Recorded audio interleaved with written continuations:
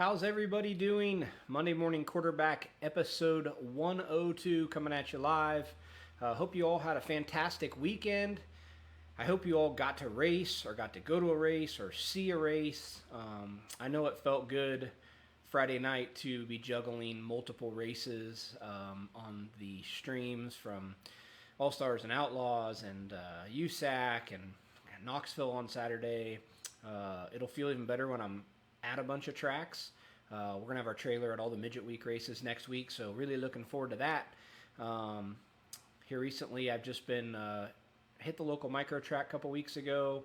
They welcomed us there, and then doing some quarter midget racing with Hudson and helping our quarter midget customers. So sprint car racing and midget racing is starting here in Indiana next week, or actually this Sunday. So I'm really looking forward to that. I think that's going to be really good to get everybody back going, and I certainly hope the part of the country you're in, you're getting to race. So that's the goal for everybody. So all of you who tuned in this evening, I think you're expecting a big tech secret from me here in a minute to blow you out of the water. I hate to disappoint you. There's no super secret setup or anything like that. I don't keep secrets anyhow. Typically, I share all that with you guys to help our customers go faster. But what we're going to talk about tonight, I promise, will improve your race team. And I think if you're really honest with yourself when you look at your team as a whole and you think about ways you can do what we're going to talk about, it definitely will benefit your team. Because, look, I've said this before. There's no shortcuts in racing, really, in any professional sport, and the folks that are willing to put in the time are going to be the most successful. And what we're going to talk about tonight necessarily isn't going to have anything to do with your budget or spending more money or buying a new set of shocks or titanium hardware for your car. It's pretty simple. So the big thing is organization, and I'm going to break that down into a couple different things. I know it sounds very simple. However, most people aren't willing to put in the time and effort to do what it takes to be successful when it comes to that. They glaze over that, and they feel like if what's right in front of them is done right, they're going to be okay. But when you look at your race team as a whole, the organization of it is so very critical. Throughout my career, I've gotten called in to help with different teams, whether it just be a weekend event to try to help somebody or help somebody for a big race. And most all the time, I'm astounded at how unorganized the team is from a whole. Now, they might have a well-prepared race car, but then when I open the toolbox, there's stuff scattered everywhere. There's no organization. You go to pull the spare front end out of the cabinet, and it doesn't have a brake rotor on it, and the toe hasn't been set, and on and on and on down the line, right? You need stagger, you can't, that tire's not mounted up. All those things add up to not being prepared, not being very well organized, and it affects the performance of your team. So what we're going to talk about is a thing that I learned when I was just getting started in racing, and I believe it to be wholeheartedly true, and that's the 5 Ps.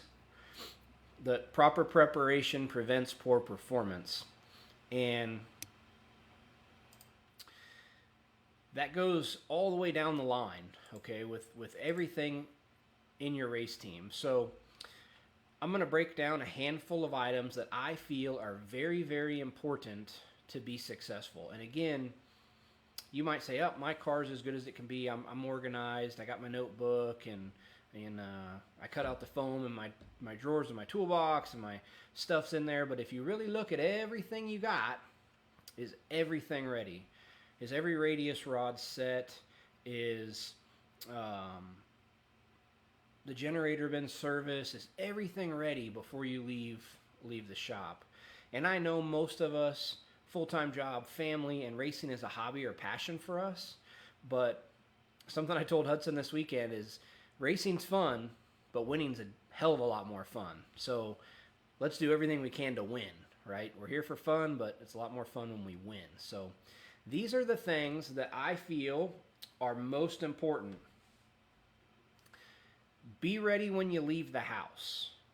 And what I mean by that is the more you can do before you leave the house, the better off you're going to be.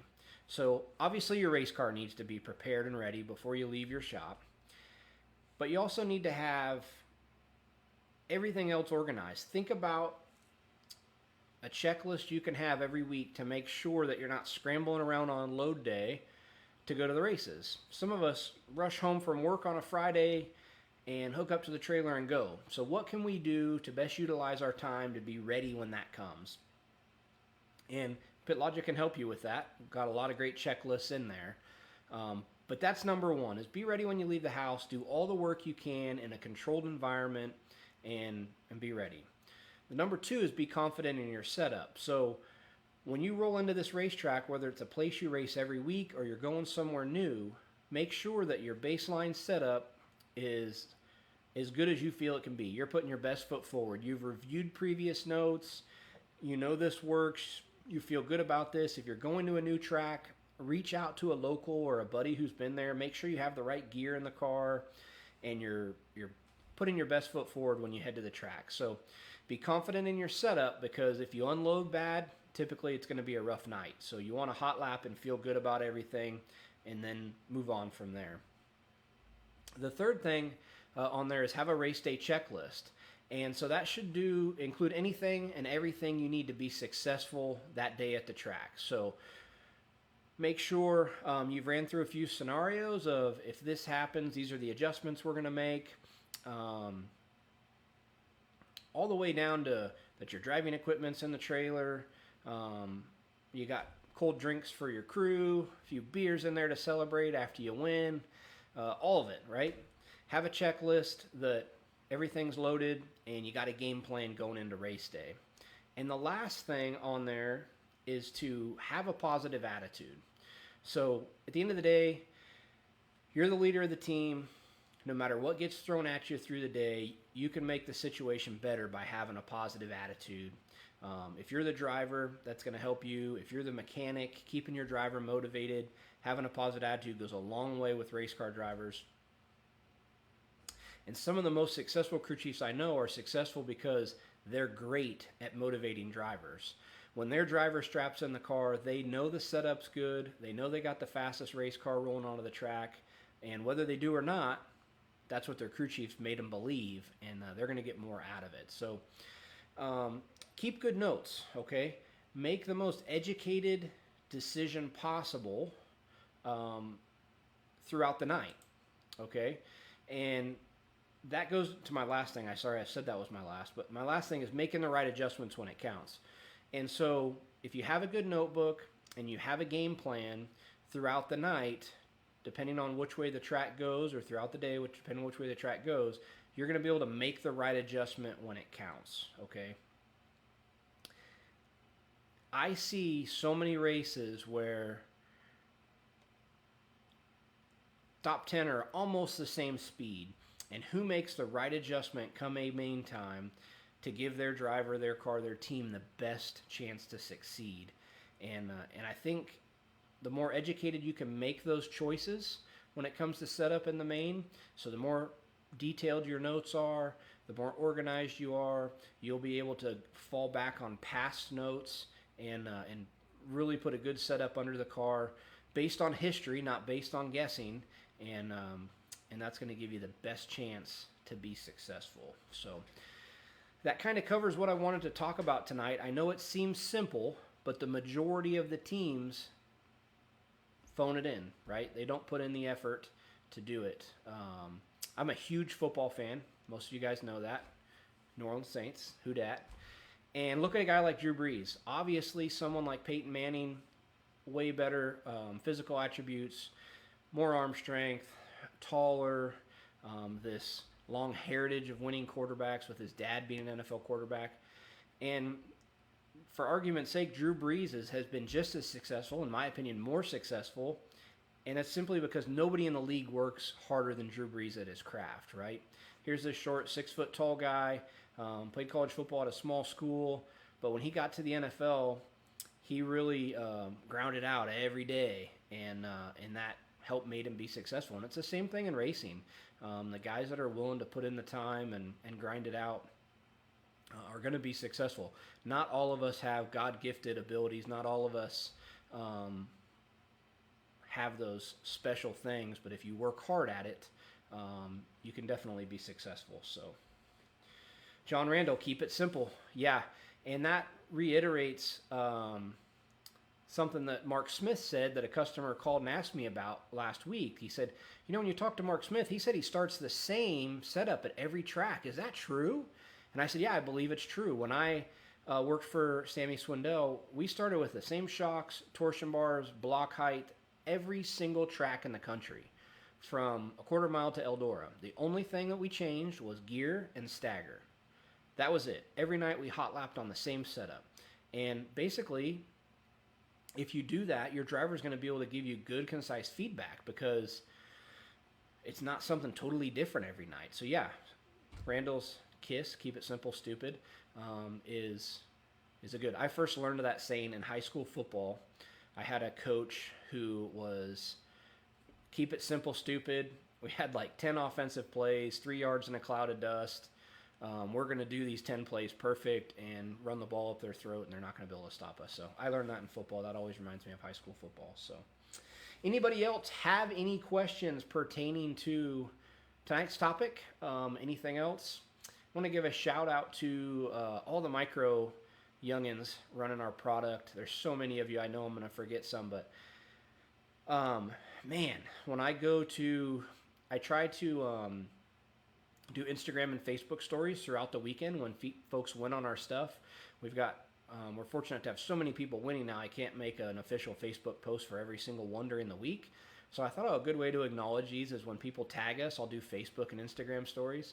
And it's crazy. I'll have so many stories going on a Saturday or Sunday, and most of them are these micro kids that are just tearing it up. And I love that a lot of them are quarter midget kids, so I've gotten to see them race since they were 5 and 6 years old. It's really cool to see. Anybody else have any questions? More than happy to answer them for you. Again, I hope you guys are all getting to go racing. It's certainly turning around. Good evening, Ed Mitchell. Just saw your comment. Hi, Rick Remore.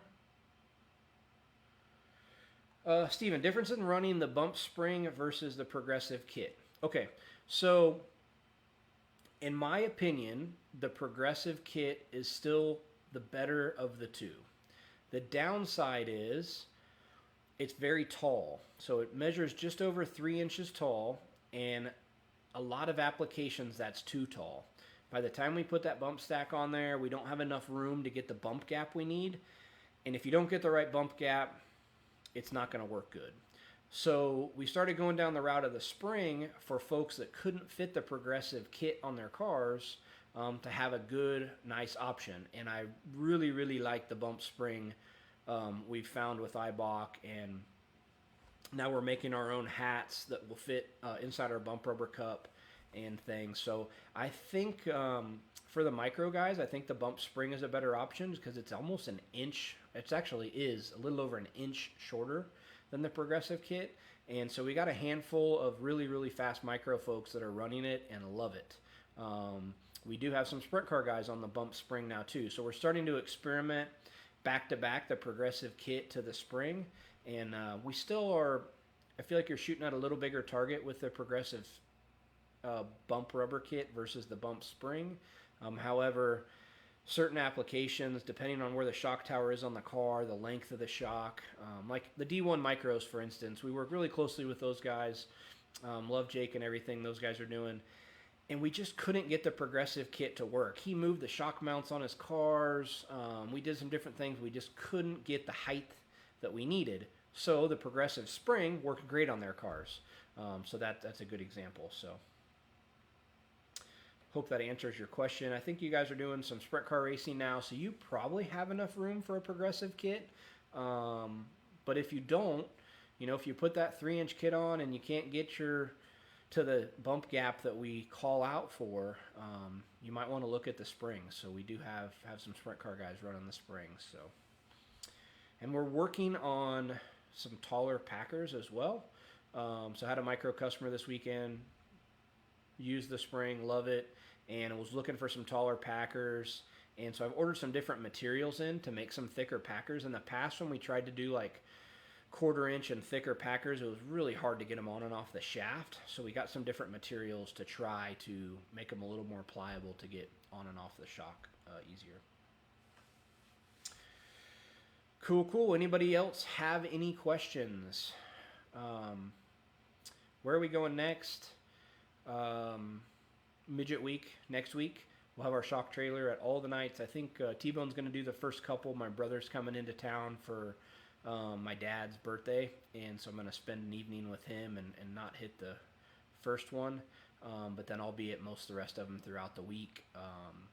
So looking forward to Midget Week, and then, gosh, after that I don't know where we're going. I know there's some big micro races coming up we want to go to. We're definitely going to North Carolina for the Pit Logic Carolina Clash quarter midget race. Let's kind of see what comes up. I want to hit some wing sprint car races. We've been working really hard on that market, and now that Jake here from our shop, he's the crew chief for Tyler Courtney at Clausen Marshall's wing program, so they're having a lot of success and have had some speed. So I'm wanting to get to the track with those guys. I want to get to the track and see Chase Randall wheel a sprint car. He's been killing it. So once all this stuff opens up, I'm going to kind of outlay a schedule to finish out the year and hit as many races as I can. So Dave, thanks for tuning in. Yep, Hudson did good this weekend and loves his seat insert. So had a few people get with us after we posted that video last week on some safety tips for quarter midgets that are interested in seat inserts and headrests and whatnot. So cool. Yeah, always happy to use your products. 7-Eleven Riverside ASCS National. The Ditch. I haven't been there, gosh, since like 2000. But 7-Eleven, that's ringing. Oh, that's the Carolina Clash. So we won't be going to that. We put a bunch of effort into helping North Carolina QMA put on that big event, Pit Logic sponsoring it. We built all these cool things. We got these rad displays, and then COVID hit and we couldn't have the race. So now we're going to get to use all that stuff finally. So I can't go on July 11th, but I am going to come spend a weekend with John, eat some of his chicken, and check out some ASCS racing. Rob Grice, come to the Northwest. We did Clay Cup last year. I probably raced Clay Cup with you, Rob, back in the day. So would love to go to Clay Cup again this year and maybe hit another race in the Northwest. Gorgeous part of the country, and we have a bunch of customers up there, so we love getting up there to see those guys. So I think I haven't even looked, but I think the factory support schedule on our website is probably what we originally planned to do. We had our whole schedule for the summer laid out, so I'll take some time here once it opens up to update that schedule so you can see where we're going to be going. But certainly appreciate all your guys' support. Hope you have a fantastic week. I will not be live next week. As I previously stated, my brother's coming to town, so I'm going to take the day off and go hang out with him. I only get to see him about once a year. And so we'll have a cool replay for you next week. And stay tuned. We have some other videos. We've been filming some more quarter midget tech videos, some more stuff from Kevin Thomas on the steering side, and we'll be posting those this week. So Cole Bennett, yeah, Hud Dog's gonna run the Carolina Clash, so be fun for him to get to a new track. As challenging as North Carolina's quarter midget track is, it is my favorite track in the country as far as the facility and everything. It's just really, really gorgeous. So super cool track, and look forward to going down there and racing. So all right, guys, hope you have a fantastic week. Cole, congratulations on your Dixie Shootout win this weekend. I know those aren't easy to get, and all the other drivers on CSI Shocks that won down there. We had a great weekend. So hope you have a fantastic week, and we will catch up with you next week.